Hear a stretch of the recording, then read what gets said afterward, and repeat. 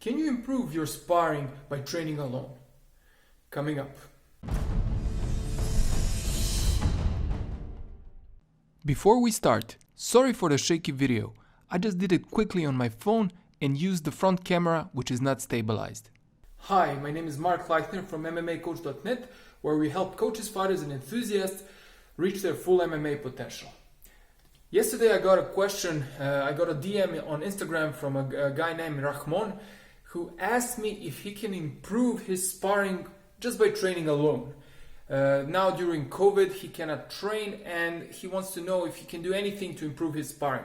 He used to train alone before COVID, and when he returned to sparring he felt like he couldn't improve, he felt like he didn't improve. So he wants to know if it's possible to improve it without actually sparring. Well, I don't have a clear-cut answer for you, but I have a few suggestions. First of all, you need another body to improve in sparring. Sparring is probably the most important thing in training, because this is where you get another person that's reacting to you. You react to the other person. You get multiple bodies. Like some people are tall, strong. Some people are short, strong, short, stocky, short, slow, whatever. Everything in between. And you need those energies. You need different puzzles, so to speak, to improve. But that's not the only way to improve. I'll give you a few examples. First one, I'll give you a few examples from different combat sports. MMA comes first. Robbie Lawler was known to spar very hard when he was in the Militich Fighting Academy, back when they didn't know exactly how to train correctly for MMA, so they frequently sparred all out. And that led to many injuries and brain damage. So he said that he took a break from sparring for, I don't know, maybe a few years or something. I'm not sure, don't quote me on that. And that he only drilled techniques and that he didn't spar at all, because he said that I already know how to spar, what do I need that for? I don't know if he meant hard sparring or sparring in general, but I recommend that you spar with like 10 to 20% of punches, punching power, and not try to knock each other out. But that's a different subject altogether. Even if you don't spar, you need to drill. So Robbie Lawler drilled techniques with his coaches. I'm sure he drilled his techniques with his training partners, and that's important because you still get another body. Somebody's throwing a combo, you defend, then you throw a combo back, which is agreed upon in advance, but that still involves another human being. Yes, combat sports are an individual sport. Like yours is Muay Thai, mine is MMA, but it doesn't matter. It's an individual sport, but it's a social activity. If you want to train and become good, you need to train with people, meaning you need to, get into the social environment of training. So you cannot do it alone. But is there anything that can be done alone? Plenty.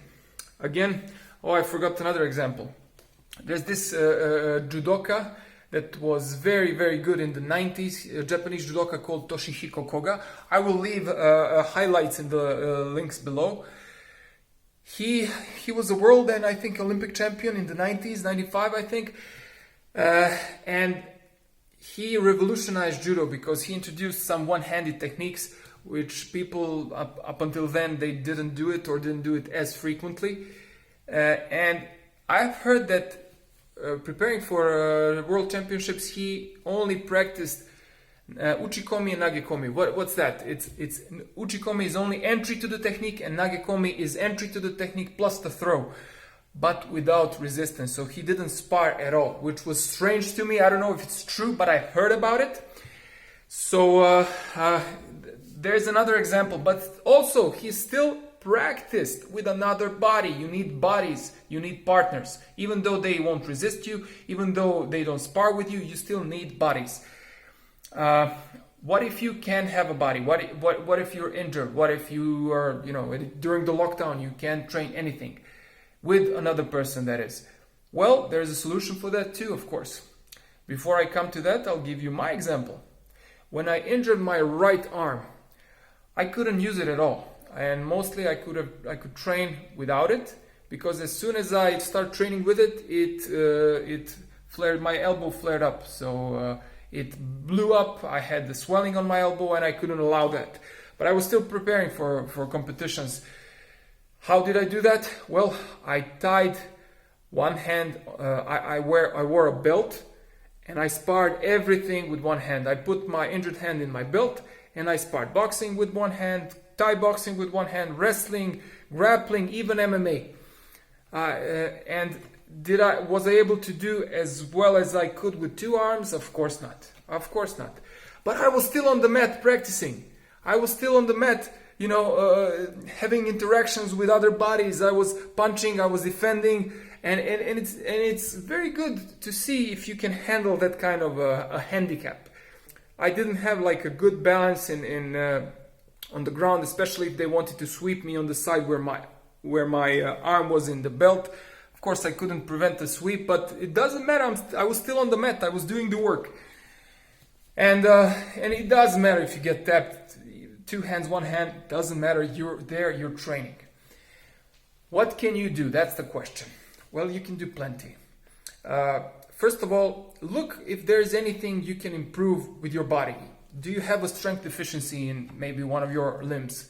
If you do, concentrate on that. That's one thing you can do. Then you can improve your conditioning.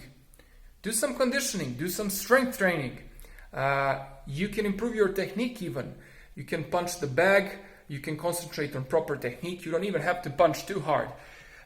You can, you can maybe do 100 low kicks per day. One leg, the other leg, then 100 middle kicks, 100 crosses, 100 combos, all done with perfect technique, with you aiming for perfect technique. Arms is always up, the arm is always up while the other one is hitting, and so on and so on.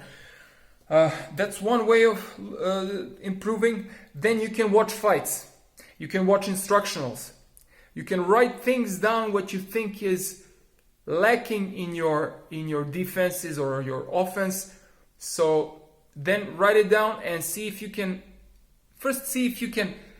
determine what's lacking. Then you see if you can find out how to improve that. Maybe look at instructionals of different fighters or coaches, or look at fights. This is really important. Give yourself a task to look at fights and analyze them. Just like maybe I would do it, like I do it for YouTube. I analyze the fights and see what was good, what was bad. Try doing it yourself. You don't have to do a video about it, but you can write it down in the notebook. See what you've noticed. See what was good, what was bad, what could have been better. You're exercising your mind and you're getting better that way too. Another thing you can do is to visualize yourself sparring or fighting.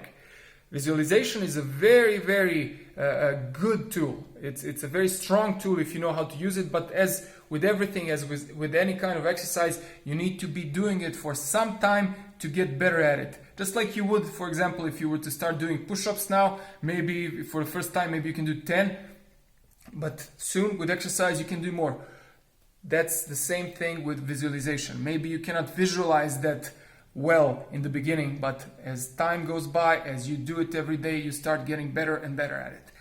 So the point is, you can use this time to improve yourself, or you can use this time to feel sorry for yourself. So don't get into the role of the victim. Everybody's affected by COVID. All of us have some limitations. Some people are training in the gyms. That's true, but many people aren't. So don't let it get you down. Use the time you have. Watch fights. Do technique on a bag. Analyze fights. Analyze your deficiencies. Work on your conditioning. Work on your strength. And eventually, when you get back to the gym, you'll be stronger. I'll give you another example. Now we're going to go back to training in October to the gym. We're already training fighting outside. We're training Muay Thai outside, my clients and I. And before that, from March or April till maybe August, we've trained only outside and only conditioning. We've only done calisthenics and we've done running. So we haven't done anything where we would be very close to each other because of Corona. So did we lose some sparring ability? Of course we did. Have we gained anything? We've gained plenty. We've become a lot stronger. We've become a lot more conditioned for running. Fighting conditioning is different, but of course, if you run and do strength exercises, that influences your conditioning too. But the best way to condition yourself for fighting is actually fighting, and that's where you're right. You need to spar, but you can still improve. So we've improved in conditioning, we've improved in strength. My clients said that they've never felt better, and we've used that time to work on what we can work on. So I hope this helps, and if you like this video, like it and share it, and you can also subscribe to my channel. And if you like a more in-depth MMA training, check out my instructionals. My name is Mark Leichner from MMAcoach.net, and I will see you again very soon in another video.